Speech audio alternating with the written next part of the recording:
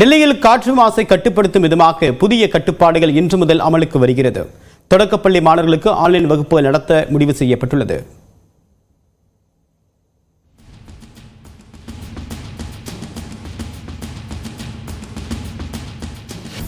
பஞ்சாப், ஹரியானா உள்ளிட்ட அண்டை மாநிலங்களில் வேளாண் பயிர் கழிவுகளை எரிப்பதாலும் வாகன மற்றும் தொழிற்சாலை மாசு காரணமாக தலைநகர் டெல்லியில் காற்றின் தரம் நாளுக்கு நாள் மோசமடைந்து வருகிறது.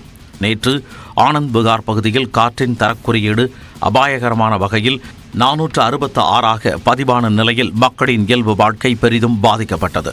எதிரே வரும் வாகனங்கள் மிக குறைந்த அளவிலேயே தென்படுவதால் வாகன ஓட்டிகள் அவதிக்கு ஆளாகி வருகின்றனர். பள்ளி மாணவர்கள், பணிக்கு செல்வோர், வயதானவர்கள் மூச்சு விடுவதில் பெரும் சிரமங்களை சந்தித்து வருகின்றனர். மருத்துவமனைகள் சுவாச கோளாறு நோயாளிகளால் நிரம்பி வழிகிறது. கடும் பனி மற்றும் புகைமூட்டம் காரணமாக டெல்லி முழுவதும் தெரிவு நிலை குறைந்து ரயில் மற்றும் விமான போக்குவரத்து கடுமையாக பாதிக்கப்பட்டது. காற்று மாசுபாட்டை கட்டுப்படுத்த டெல்லி மற்றும் NCR பகுதிகளில் இன்று முதல் நிலை 3 எனும் செயல் திட்டம் அமல்படுத்தப்படும் என்று காற்றுத்தர மேலாண்மை ஆணையம் அறிவித்துள்ளது. அதன்படி அத்தியாவசியமற்ற கட்டுமானம் மற்றும் கட்டட இடிப்பு நடவடிக்கைகளுக்கு தடை விதிக்கப்படுகிறது. தேசிய பாதுகாப்பு, சுகாதாரம், சில பொது உள்கட்டமைப்பு தொடர்பான கட்டுமான பணிகளுக்கு இந்த தடை பொருந்தாது.